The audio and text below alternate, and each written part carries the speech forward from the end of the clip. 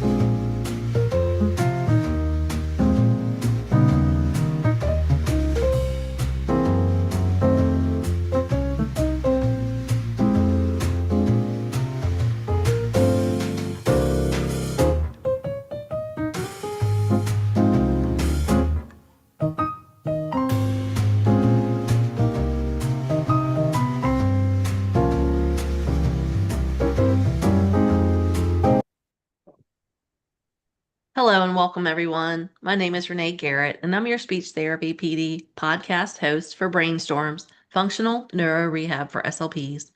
Before we get started, we have a few items to alert you to. Each episode is 60 minutes and will be offered for zero point 0.1 ASHA CEU.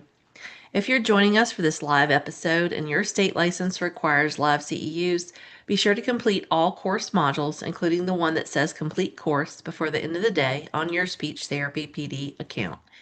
Here are the disclosures. Stephane Ratway is a paid employee of the UHealth Jackson Christine Lynn Rehabilitation Center. Stephanie is the president-elect of the executive board of the Spinal Cord Injury Support Group of South Florida and co-lead of the Women's Spinal Cord Injury Support Group. I am the owner and founder of Brain Bridge Connect, and as the host of this podcast, I do receive financial compensation from Speech Therapy PD for this and other educational webinars. I am also the president-elect and secretary for the Communication Disorders Foundation of Virginia. Questions can be written in the chat box or the Q&A and will be answered throughout the presentation. Now we welcome our guest, Stephane Philippe Ratway, MS, CCC, SLP, who received her MS in speech language pathology from Florida State University in 1993. She has over 3 decades of experience working across the healthcare continuum, including trauma ICU, acute care settings, rehabilitation, and home health.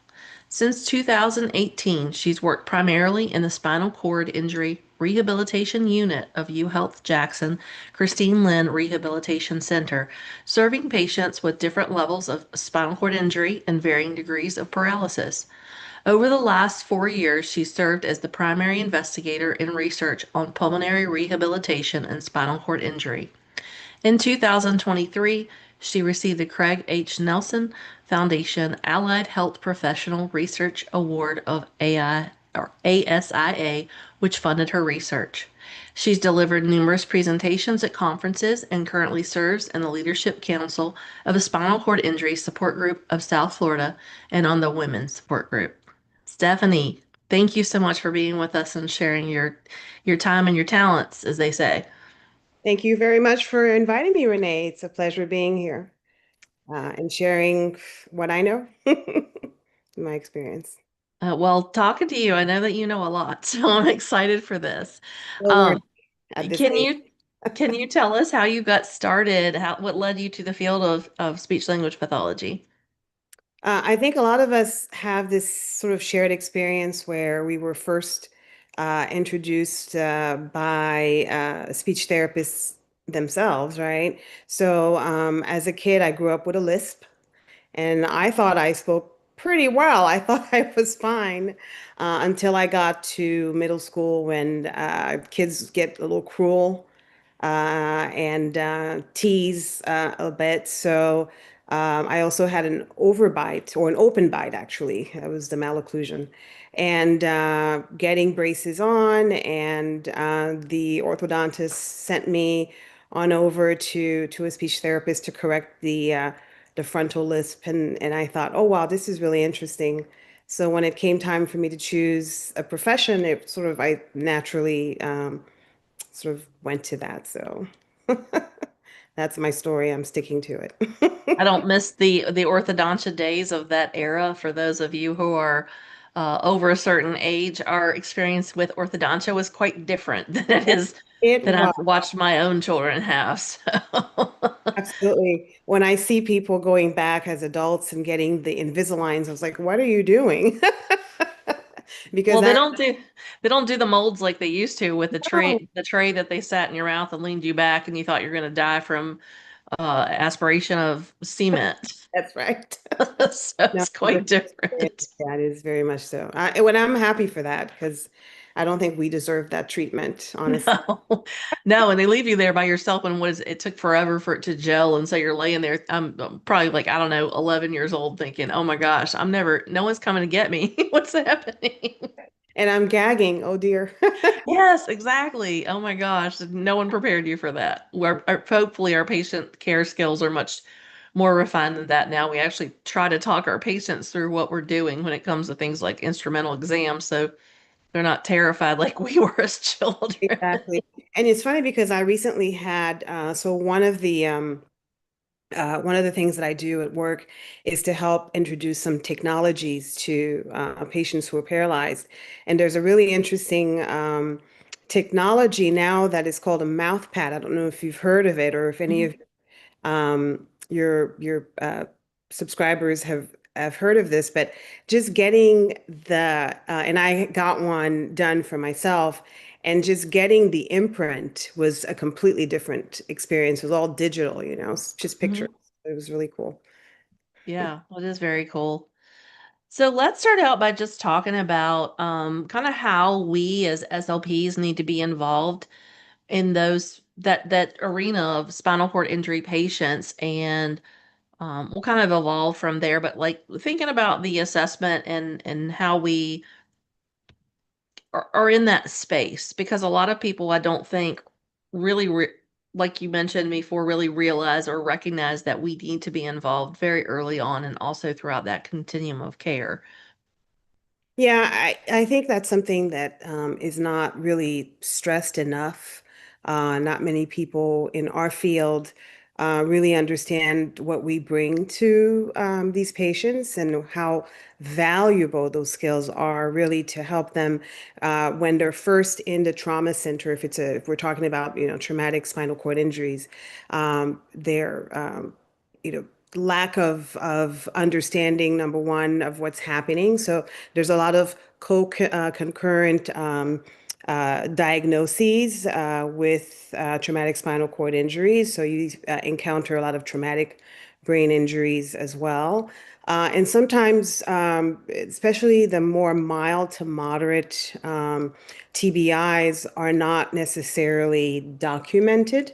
Hmm. There's a lot of life-saving measures that are happening with someone when they're first in the trauma bay. And so there's a lot of like MRIs of the spine done, of the abdomen, any other like, polytrauma issues. And so the patients have to be stabilized. And if there isn't an obvious sign of loss of consciousness, for example, Hmm. or more overt injuries to the head, unfortunately, that gets overlooked. And so the paralysis is first and foremost seen, life measure of stabilizing patients and making sure they're able to breathe on their own, or if they can't, they're trached or, endotrached and that kind of thing. So oftentimes the speech therapist is called in as a consultant to check for swallowing. Can this patient, once they're stable and they're decannulated or the ventilators are weaned off, can this patient start eating? Yes or no? And then if it's a yes, we sign off and move on. And that's something, and we miss the opportunities to really have an impact on their recovery. Yeah, and I think that's such a great point because a lot of times um, the TBI part of it is not documented. And we start to see these signs and symptoms if we're involved. But often, I know in my career, in inpatient rehab, starting out as a new clinician, I typically would see those patients for swallowing, like you mentioned. Very rarely did that continue on with cognitive issues unless I was with them and saw, okay, this is not, or, someone that was close to them, a family, a significant other, a coworker or a friend would say, this is not, their responses are different, or they're not communicating in the way that was typical for them prior to their injury. And then you got to have that in to keep going. But I think it's a difficult thing for us to not have that and not know who these people were prior to their injury, because we might think that that's their typical form of communication, or maybe they just were a little forgetful, or maybe they always had um, an executive function problem that kind of mimics like an ADHD or an ADD Right. premorbid diagnosis. So how do we get in there and kind of start assessing that and looking at those cognitive communication things versus only being involved in the aspects of swallowing. I think for my practice, especially in the years that I've been in spinal cord injury, I think I've had to uh, work on getting away from the medical model Mm-hmm. of practice, where and that's something that we are trained to do, right? You assess, and then based on the results of the assessment, that's where you sort of start your goal setting and that sort of thing. And typically, the assessments, there is a reason for the assessment. There's a diagnosis that is given, that etiology. Okay, so that person has a traumatic brain injury. Now the speech pathologist needs to go and assess. What I find most often is that there is no diagnosis of TBI. And what we have are, like you said, sort of anecdotal um, Mm-hmm. reports from caregivers um, and loved ones to say exactly that they're slow in responding. This is not the typical way of communicating or even reasoning and that sort of thing.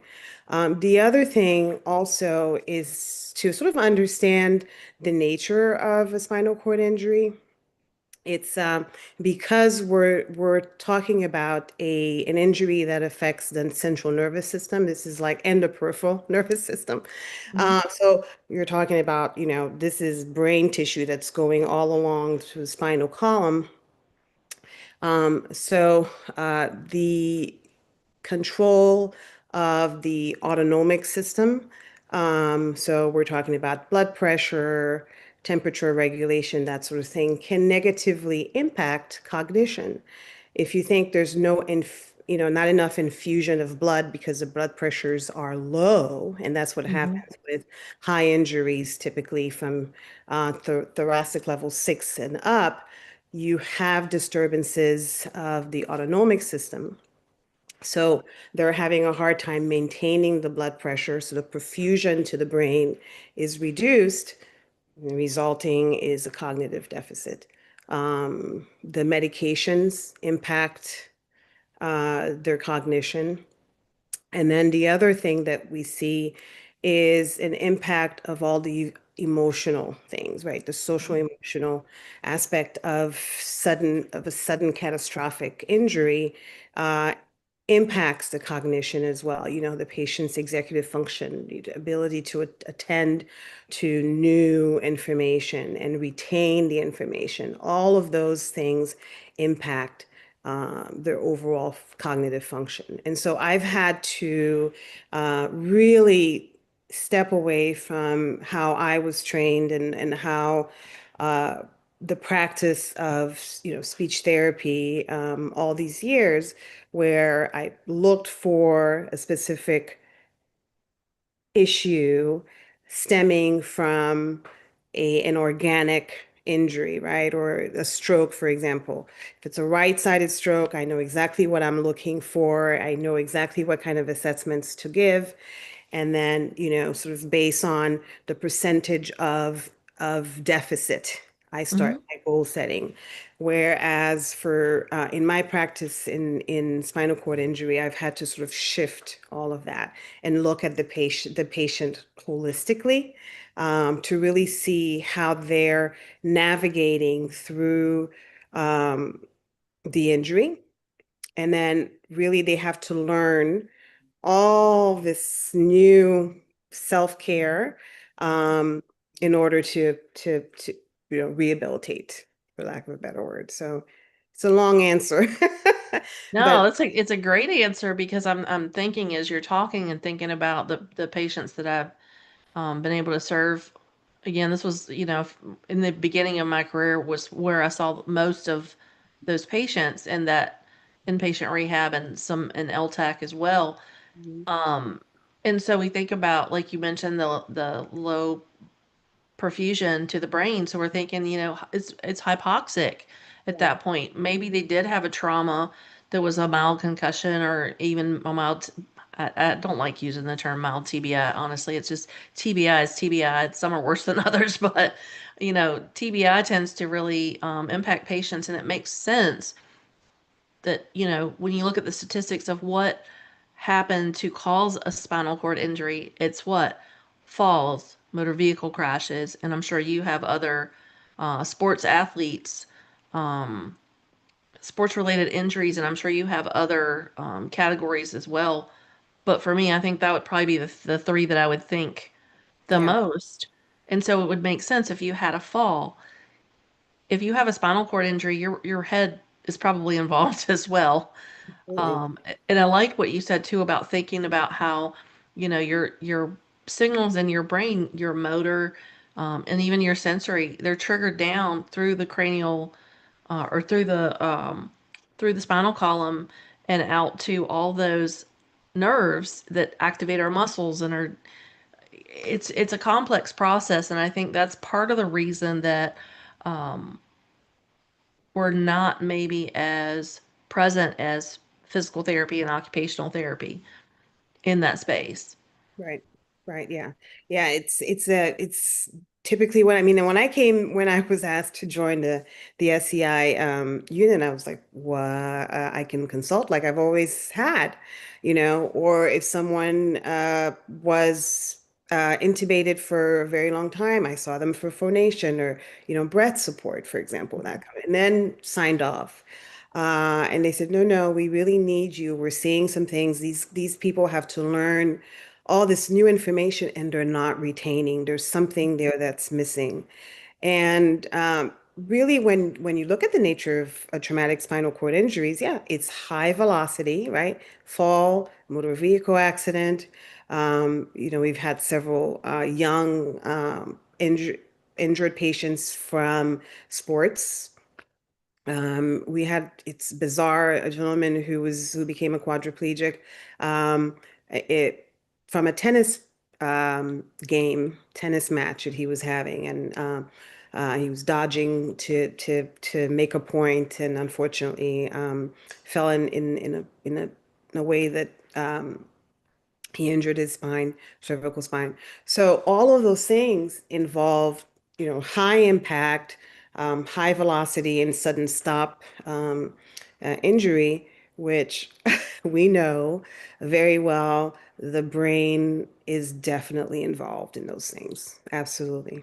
So Yeah. I it's always describe that brain as sitting in a bowl of jello, and when you stop it, it's going to go flat, flat, contra coup, coup yeah, contra coup. That's one of the first things I think I learned in my neuroanatomy class way back 100 years right. ago. I remember that coup contra coup. Absolutely. Yeah. Yeah, and I've certainly seen, like you said, patients who a lot of times, and I go back to inpatient rehab because again, this is where I saw it most frequently. When I was working in acute care, I think the only time I ever got consulted would have been for swallowing for someone who had been intubated for a long period of time, or on occasion I might get someone who had been a quadriplegic for a long period of time and had a needed cough assistance, and they would call me for whatever reason. I'm like, oh, I don't what Right. all respiratory therapy. But I think, I go back to that and I think about those times because a lot of time we may not, as SLPs, may not have been consulted on that initial inpatient rehab stay. It was because they were working with physical therapy and occupational therapy, and they noticed that these things you're talking about, and we can kind of dive into that so that people understand the new information that these patients are having to learn about their ADL, so their self-care, appropriate transfers, in some cases pressure relief if they're at the point where they've gotten a mobility device. They may need to know about all those things, so we can kind of dive into that, I think, as well, because I don't know that people really, unless they've worked with patients with SCI or been a family member or caregiver, whatever, they may not understand what you mean, and what that looks like for learning all these new things that they have that the patients need to know. Yeah, and we're in an era where length of stays are getting shorter and shorter. So they're having to learn the same amount of information that they had 3 months, for example, to learn Mm-hmm. patient rehab facility. And now they have maybe 23 2 days. weeks or Yeah, 2 weeks. yeah. Errors, yeah, for sure, it's what we have. And so it's a challenge in that way. And when they're first, even when they've stabilized enough from the acute care side, and now they're transferred in the inpatient rehab, we spend the first really 2 weeks just trying to stabilize their blood pressure when they're sitting up. Mm-hmm. It's one thing that we take for granted. The spinal cord has so much to do with our system that keeps us alive. When you put your car in neutral and it's just idling on, that a lot of those involuntary functions are just going on, and all those signals from the brain to and from the body, that's all going through the spinal cord. Um, and so, oftentimes with patients with high injuries, their ability to even support their consciousness when we sit them from supine to sit is an issue. Mm-hmm. They lose their blood pressures, bottom out, and we get people passing out. So again, that poor perfusion of blood. And so all those things impact really their ability to learn, to attend, and then to actually retain, understand the information that's being taught. And to that point, the information is critical because mortality and readmissions of in hospitals are typically not because of the primary injury, the spinal cord, but because of the secondary issues or the other risk factors. So when you talk about weight shifting or offloading of pressure, that's something that they have to remember to do every few minutes. Otherwise, their skin is compromised because you're sitting in one spot. We move and shift without even thinking because our bodies signal that it's time to relieve pressure. They don't get those signals anymore. And so they have to think or use compensatory strategies or other things, which is where we come in a lot of times to help pressure relief. They have to remember to catheterize themselves every few hours, right? That's part of their ADLs. When I have to urinate or my bladder is full, I know because my body gives me that signal. They don't have that anymore. So they have to think about staying on schedule. Otherwise, that can be life-threatening. Same thing with bowel management, same thing with temperature regulation. I mean, there's so many things that are no longer done because it's a reflex or it's intuitive. These are things that one has to think about and have to remember. And so if you're having difficulties learning and then retaining, that's an issue that can actually impact your ability to be independent and really your life. So it's a serious thing, and I think that's um, one of the reasons why I'm so um, passionate in spreading the word that speech therapists are definitely valued in that with that population. It's something important. So what kind of strategies would you say and this is kind of I wouldn't say a difficult question, but we all know that, every patient's different and not all strategies are a one size fits all. But what would you say are some common things that you find um, this particular population, once you start delving into the cognitive issues, what are some strategies that are helpful for these patients when they're in that journey of this new learning and trying to integrate what you're doing into that other home environment, or if someone has to go to skilled nursing or long-term care? I think it depends on the severity of the cognitive deficit, Hmm. and also where they are in that journey of rehabilitation. Because again, like I mentioned before, there's a lot of emotional baggage, a lot of emotional stuff that they have to deal with. I think the most effective strategies that I found working with this population has been what we do best as speech pathologists is simplifying information, breaking things down. Oftentimes, I use a lot of visuals. I use games to teach, and then we implement strategies like putting alarms. There's a couple of great apps that actually you can speak on the task Hmm. um, and then set it to alarm. So when it the alarm goes off, you can hear your voice saying, "Hey, time for pressure relief," that kind of thing. So for example, I'll share one of the games that I actually love to do. So one of the things that we teach patients to do to help with skin protection and integrity is skin inspections. So they Hmm. have to do daily skin inspections, especially in the areas that they do not feel as well. So the paralyzed limbs, for example. And so you can't rely on how, if you have a bruise, something hurts, you can't necessarily feel that either at all or very well. So the perception is a little bit distorted. And so you have to use your eyes and you have to use either a partner to sort of help inspect your skin. And so in order to get this into more of a habitual practice, we play games. And so a few times, the first few weeks that I'm teaching this, or a few days that I'm teaching this, I have these little red stickers that I place on patients, and then they have to find them all during their skin inspection. And then they get points for each one, each ones that they find. And at the end of that session, we, get a reward. So it's sort of like, what we've done working with pediatrics, right? And then Well, yeah.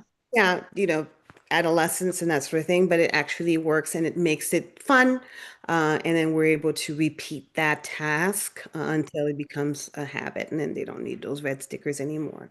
Those red stickers I place in areas that are high risk, right? So areas where bony prominences are closest to the skin. So they have to attend. So here's that attention again in Hmm. those areas, and we repeat that task over and over again until they get it right. So that's one of the things.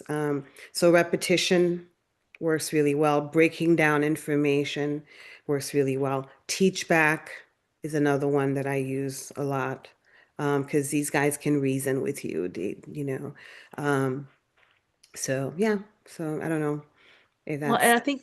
I think the really important thing when you're thinking about the bony prominence, and again, if it's, if we have listeners on or people who are on with us on the live, they may not realize that the importance of why we need to be looking at those bony prominences. So can you kind of explain that as well?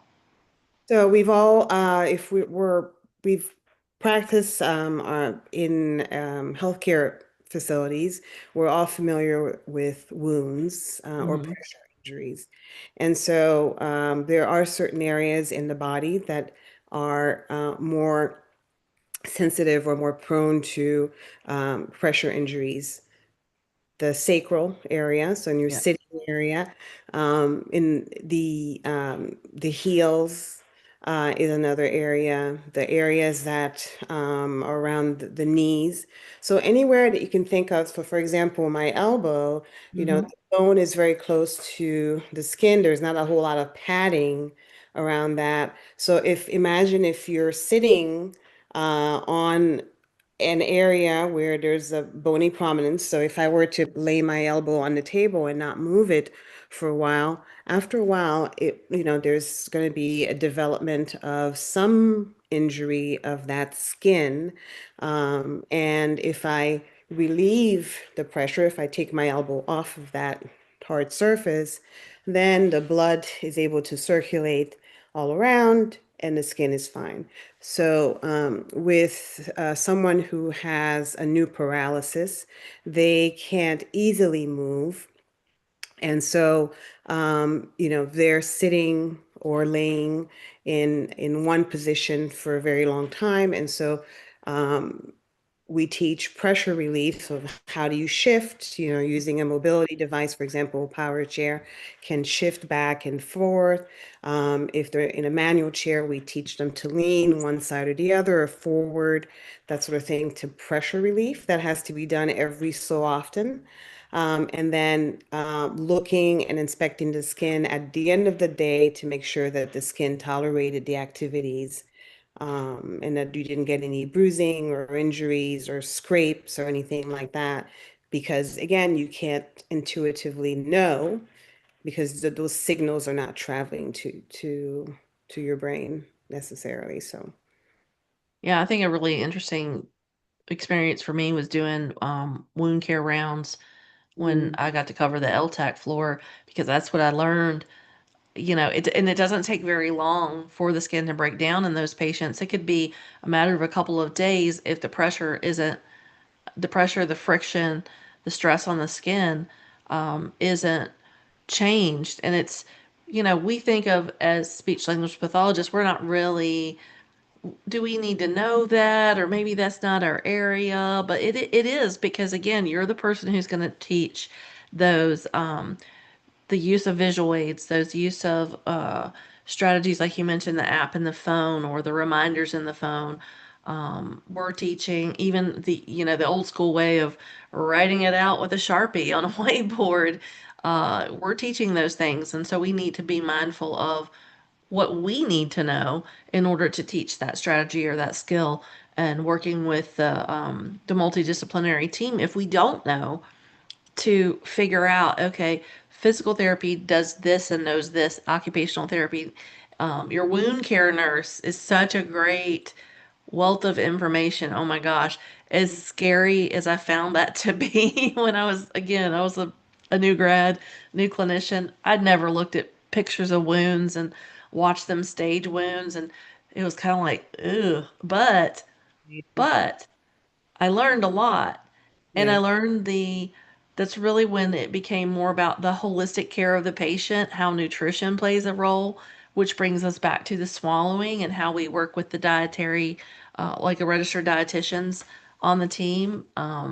So yeah, it's really, I think for me, but besides traumatic brain injury and stroke, spinal cord injury patients are the ones who really the holistic care from the beginning is just incredibly important. Absolutely. I think that uh, the payer sources are also recognizing that. That's one question that I get a lot when I lecture. And I'm actually mentoring a therapist in Alabama now who's starting the same sort of program that I developed in Miami. But one of the things that I get, or I used to get, not so much anymore, is, but if there isn't a TBI diagnosis, isn't your service being denied? And actually, I've never had a denial of services, even if I have given a formal assessment and the patient's scores reflect uh, within functional limits in their cognition. And it's because I think I remember when I was putting a lecture together uh, a few couple of years ago, and I looked at the Medicare guidelines. There's actually a couple of statements in the new reformed guidelines that talk about patient-centered, patient-relevant assessment and treatment. And so patient-centered is what I focus on when the goals are being developed, when I sit and work with patients, because all of that they need to learn is relevant to their rehabilitation. And so we developed a tool in Miami that we can measure the learning. So we have at the beginning, we do an assessment of self-care knowledge after SCI. And then at the end of their stay or close to the end of their stay, we reassess them. So we administer this test. It's 33 questions, very simple. And then we score their independence in the education. And so with having that sort of has helped justify the services of the cognition, right? Cognitive deficit services in the spinal cord injury unit. Um, and with those patients who score within functional limits, for example, if I give the MOCA blind, for example, which is a good one to do with folks who are not able to do the writing portion because of the paralysis, I list the medications that negatively impact. And then I also show the reduced knowledge of their self-care. And that helps to justify my services there. Well, yeah, and medication is such a great segue because a lot of our patients, maybe they weren't on medication at all, or maybe they took medication, like a Motrin or Advil or whatever when they had a headache prior to their injury, and now they've got a regimen Yeah. of medications. They've Um, got to, not only keep up with the medication itself, the dosage, the frequency, uh, monitoring for possible side effects. So it's a lot. So again, I think when you're talking about new learning, we think new learning is like, oh, well, maybe they're in a wheelchair and they have to figure that out, or oh, now maybe they can't go back to the job that they did before. But, we're talking basic life things, medication regimens. Who's preparing food? mhm. Yeah. And also with medication, there are some medications that have pretty serious cognitive consequences, right? A lot Hmm. of and a lot of these are used with this population. The uh, neuropathic pain medications, Yeah. things with that control spasms. Uh, there's the side effect is drowsiness, um, reduced alertness. There's even a medication that, if it's a long-term use medication for to help manage the bladder, it's clearly listed that one of the side effects is long-term use is dementia, Hmm. possible. So it's quite, yeah. There's a lot that impact that, and they do have to learn their new regimen. They have to learn when to take it. They have to remember to take their meds. Yeah, so there's a lot. Yeah. And we do have a question. Is the assessment that you developed in Miami available for SLPs who work in other locations?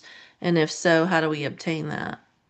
So it's specific to Miami. It has not been published anywhere else. We're in the process now of sort of looking at an IRB, where myself and a researcher in the model system, we're looking to see how we can make this more. We're trying to gather data to see if it's in its current ideation, is it something that we can publish to be make available? So it's in process right now. So it's only available in Miami, unfortunately. But it's one I think that if you're interested in adapting to or looking at, I'm happy to jump on a call. I can share my information just to give you guidelines on what to look for, some questions, and how to develop your own. I'm happy to do that.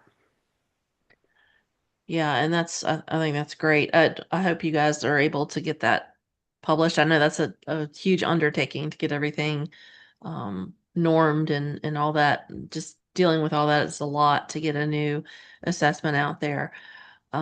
I want to circle back though to talk about pulmonary health management because we kind of talked about that in terms of dysphagia, but what's the importance of pulmonary health management for these patients?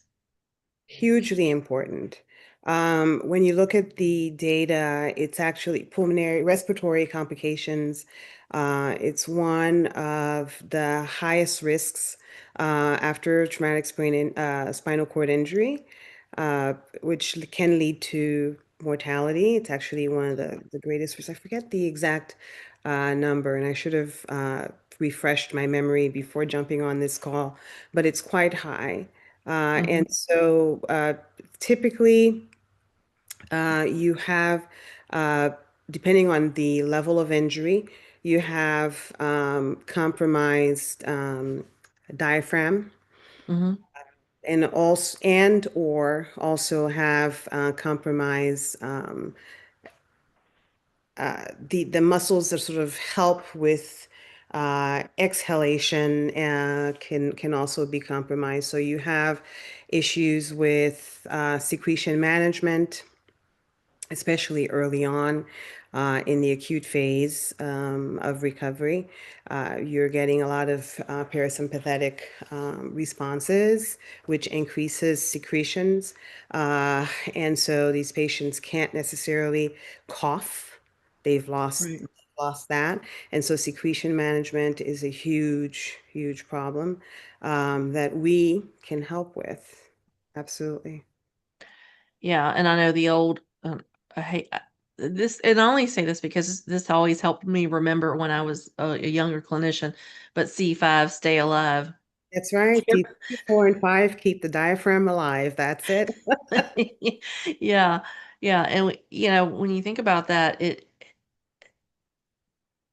I think this is a population where, again, our role early on is often overlooked if the patient isn't stable. So we're looking at, in spinal cord um, trauma units, for example, like a trauma ICU or a neuro ICU, we may not be the first consult or the early on consult because the patient is not always super stable at the beginning. And so there were times when I worked at the trauma center where we would get consulted, and then the patient would actually get removed from our caseload. That wouldn't be my discharge or the other SLP's discharge.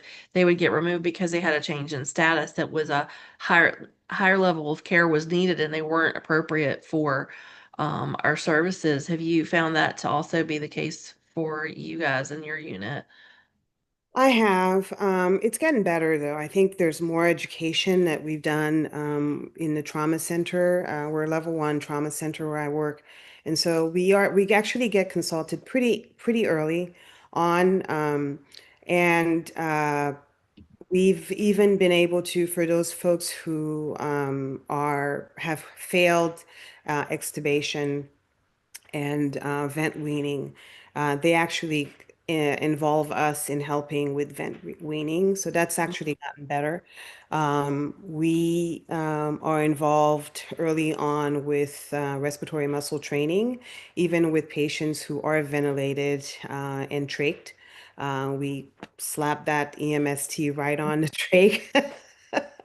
And do some postural manipulation. We do co-treatments with physical therapy to actually help with that. We know as SLPs, the swallow and the breathing are very much linked together. So if they're not able to necessarily, if they're not ready for swallowing, most likely they're not breathing correctly Right.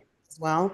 And so, no, it's gotten a lot better, and it's left to our discretion whether we follow the patient or if we need to back off. It's gotten when at the very beginning, I think you and I probably have the same amount of years of experience.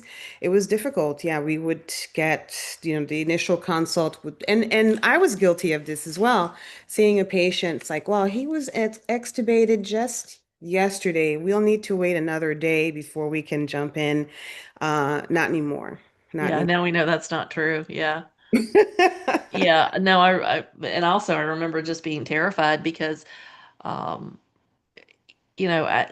it's crazy to me to think about. And I was telling some, I did a Parkinson's event over the weekend, and I was telling someone there that um, back when I worked at the trauma center, we would get consults on a patient, and I was one and a half. There was one and a half SLPs. There was one SLP that was split between acute care and outpatient. And then if I was covering, I was the only one for the whole campus, and we had 5 buildings. And so we had a heart hospital. We had about 4 ICU, so general, a neuro, stroke, and trying to think of what the other. Like a complex care or something like that. Yeah, then a burn unit, the cancer center. I mean, and I would be like 12,000 steps at 11:30 a.m. So I'm way too old for that now. But it was a great, as stressful as it was a great learning experience because that's how I tried to look at when I look back now, I'm like, how in the world did you do that, lady? Like, what in the world? But it was such a great learning experience. And again, it takes me back to learning more about holistic care for the patient and not isolating, okay, this patient needs more time before we can even get in the room. Now we know that, and it's evidence-based that we get in there early, the better outcomes we have when it comes to things like vent weaning, decannulation, and then also looking at while we're working on those things, again, we go back to that cognitive function piece and are they able to implement swallowing strategies, for example, or if we are at a point where we can do an instrumental exam for swallowing, are they able to follow basic directions?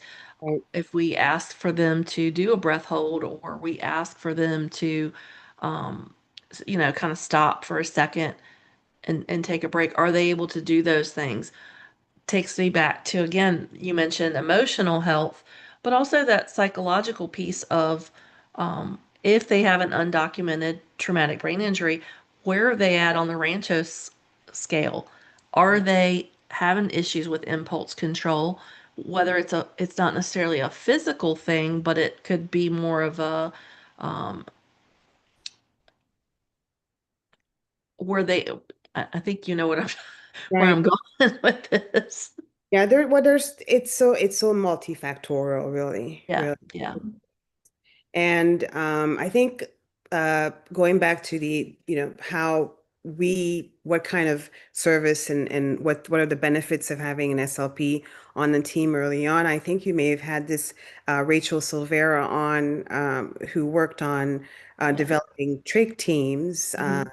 And having an SLP actually at the helm of the trach team and what benefits that brings. I think her couple of papers that she's published, either as principal investigator or part of the team, and it really highlights and it's again it shows how valuable our services are to these patients and other populations who have respiratory compromised systems, uh, how well they do with us being involved early on. So again, respiratory goes into cognition. Cognition goes into their ability to live independently, or at least um, have a command of their care and direct it appropriately, which lessens the burden of care once they leave our doors. So you're seeing from, trauma through the acute phase into rehab and then going on to home health. We really are valuable. I can't stress it enough, really. Would you say that you felt like maybe you had to fight for that space? Because I Oh, don't think it didn't happen organically, right? I You had to have to fight to be in that space. Yeah, I think we didn't champion. We weren't the first in Miami, but I think we've definitely uh, sort of placed this as such importance that it's really adopted. Like I no longer have to chase a doctor to to put an order. They know any SCIs that come through the doors, speech is consulted. That Hmm. is that is now part of the practice. And when new residents come through, that is something that is in within when they're onboarded, that is something that they understand. In the trauma unit, we've done a lot of work in working with the trauma surgeons, and it's paid off because we really do have a presence there, but it wasn't always the case. I have to credit Craig Hospital over in Denver. They were the first who really came up with the idea of having an SLP full time on the spinal cord injury rehab unit. They saw the benefits and actually started spreading the word. And one of the PTs and OTs actually sat in on the presentation that the SLP from Craig Hospital did and brought that idea back to our unit in Miami.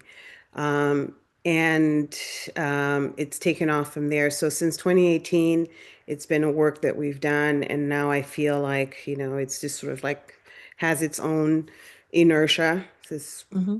when people come in, speech pathology is consulted and I get to assess how are they breathing, how are they swallowing, and how are they remembering and thinking. And then also bringing in the caregiver.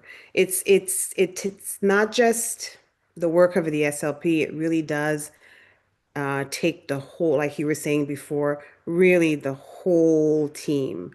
And then I like to say I help to support the education that's being taught. And we do have a question, if the article is implementation of a speech language pathologist led tracheostomy team. And I would say, I think we both could answer this because we both know Rachel. Yeah, it's a really great article. And honestly, I recorded with Rachel in season one on the podcast. Um, and we actually did her episode as a rewind this past week. So if you are interested in hearing more about that and learning more about trachs and vents, again, because trachs and vents go to so many other places: spinal cord injury, stroke rehab, TBI, even our cancer patients, our sometimes dementia patients. So it's a very well-rounded talk and like learning more about that process.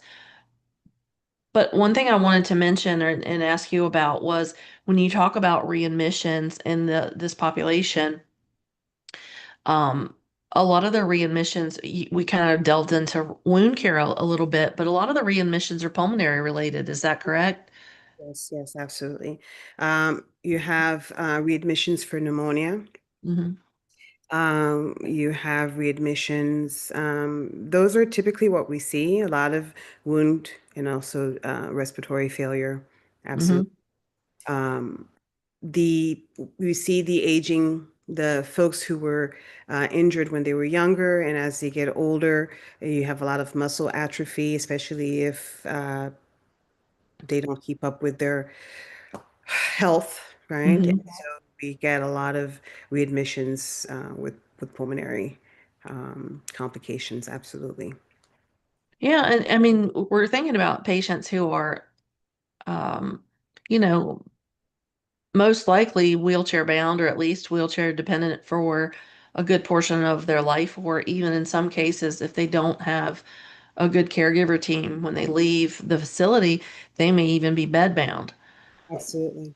Well, one of the things that we see with pulmonary complications is even like tidal volumes are significantly reduced, right? So this is how much air are you in quiet breathing? How much air are you inhaling and into your lungs?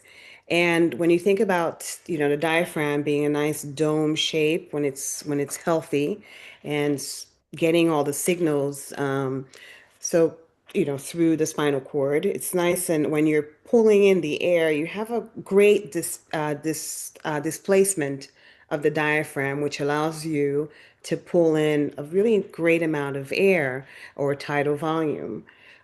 When you have the surrounding or the girdle muscles, I like to say, right? So the, all the muscles of the core, when they are no longer toned because now there's paralysis and whatever degree of paralysis, there's a displacement of the diaphragm and of all of the visceral organs underneath the diaphragm. So you have, instead of a nice dome shape, you have more of a flat diaphragm. So their ability to, even in quiet breathing, to breathe as much air to, as they used to, as the normal tidal volume, is significantly decreased. So that's one issue, right? Mm-hmm. Second issue, again, mentioning the core muscles, so the muscles around the belly and all the way around the back, those are no longer receiving the messages to keep the tone. And also when you need to compress, they don't have access to or full access to the compression. What do we use the compression for? We need it to cough, right? We need to speak loudly, communication. We need to laugh. That's one thing in my research. One of the comments that I get is, "Oh my gosh, I'm laughing out loud," which was interesting to me the first time one of my patients, one of my research subjects, said that to me. I was like, "Oh, yeah, I didn't think about that." You can laugh out loud. So all those things lead to a really weak system to begin with. Mm-hmm. You're adding long-term spinal cord injury, you're adding aging. And if someone doesn't keep up with, their health, in other words, wellness, right, that all becomes more and more um, compromised. And that leads to readmissions to the hospital. So, they can't really protect themselves as well. If there's a cold or flu that comes through the family, Yeah. we're done for. Yeah. Well, and then we also have the systemic barriers when it comes to access to care. We know insurance is an issue. We know that locale where you live can be a barrier to care. Um, Overall health literacy is if you are someone who experienced this injury, but your health literacy prior to was already low, and then now maybe you did have a cognitive impairment, maybe you didn't. Either way, if your health literacy isn't in line with what the hospital written education booklet Mhm. they give you to take home. Maybe, I worked in a rural hospital for a long time, and that was a barrier for a lot of our patients across diagnosis was health literacy, access to food, all of those things that, we consider our social determinants of health, that a lot of people like to leave out because it's kind of the ugly side, if you will. But Yeah. it's the true side, and it's the part where often we are SLPs, we have a voice, we have that advocacy piece. For some reason, we really like to shout it from the rooftop, which I love The other because thing I I think like it's to important. Yeah, the other thing I'd like to add is, the woman's issue as well. So, Hmm. accessing, if you're a woman, are you able to access a mammogram Hmm. if you're in a wheelchair or if you have paralysis? Are you, when you go to the GYN, do you have the staff of the office? First of all, are you able to get on that table that's really high? Hmm. Are they going to transfer you onto that table? Often, what I hear from the ladies in my group is that the staff in the doctor's offices are scared to move them. Uh, Hmm.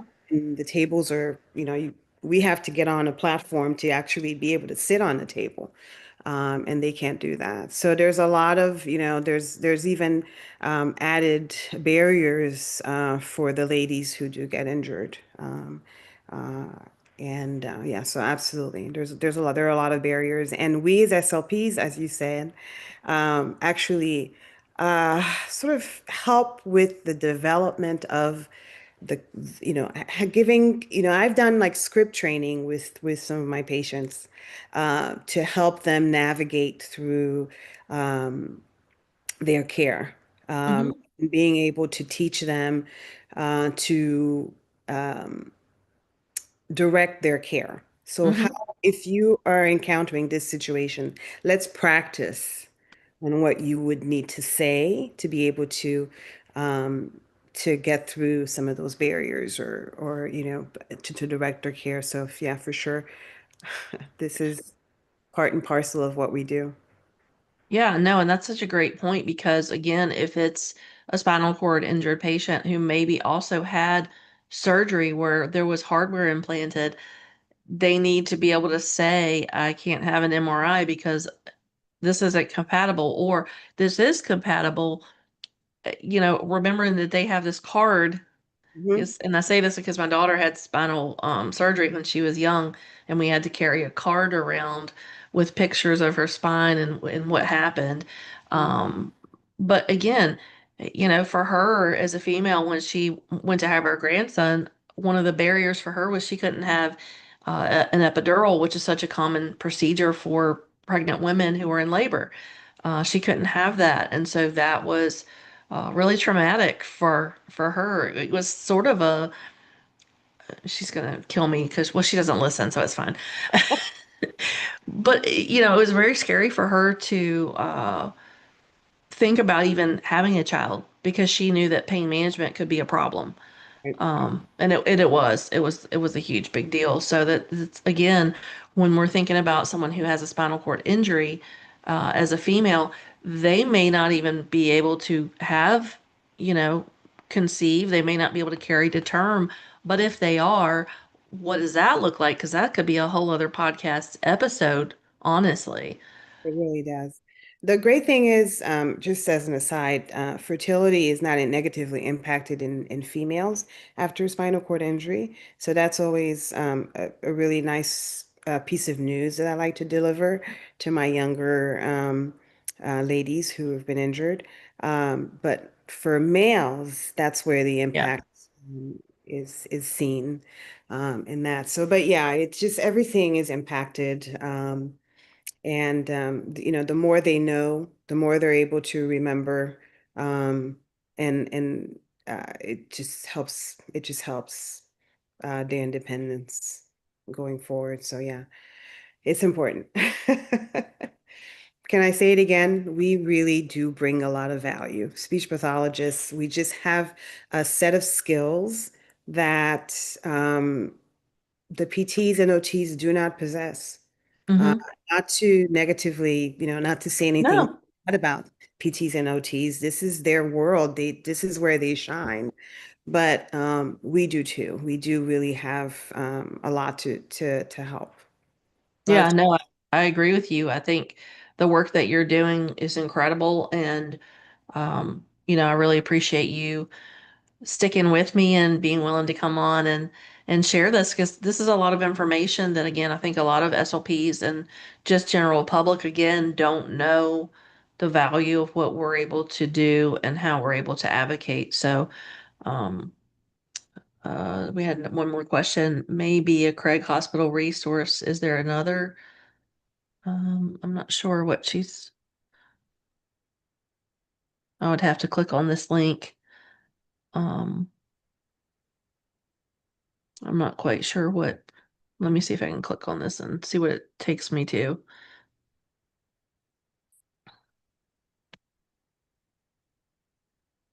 Oh, it's the Craig Resource Library, Spinal Cord and Brain oh Injury yeah, Resource Library. they do have a great resource library. Um, the University of Washington also has a Yeah. great resource library as well. All the well-funded universities. So Shepherd also has a great Yes. resource library as well. And yeah, those things are and there are national agencies or foundations. So there's the uh, Christopher Reeves Foundation. Yes. There's a lot of educational materials that I use, and we include those in the booklets that the patients take along with them once they're discharged. The United Spine. So if anyone needs a mentor or a support group, United Spine can sort of connect you with local chapters. And I'm heavily involved in support group here in South Florida, and have seen the impact of really connecting patients to community. And there's a lot of things that we as therapists know from learning things from, our experience and also from books, but we do not have that lived experience, and those nuances we don't know anything about. So really helping patients sort of integrate into community is a really helpful thing, and we as speech pathologists do that really well. So if there's any other resources, but I think th those are great places to start, really, to if you're interested in increasing your knowledge and understanding what we can bring to the table when working with these patients from the acute side all the way through the continuum of care. Those are great places to start, absolutely. Thank you so much, Stephanie. I really appreciate you being with us and again sharing your knowledge. Wish you continued success with your research and your initiatives. I know that it's a passion project for you. So, again, thank you so much for being with us. You're very welcome. It was a pleasure. It was a pleasure. Wonderful. That hour went by really fast.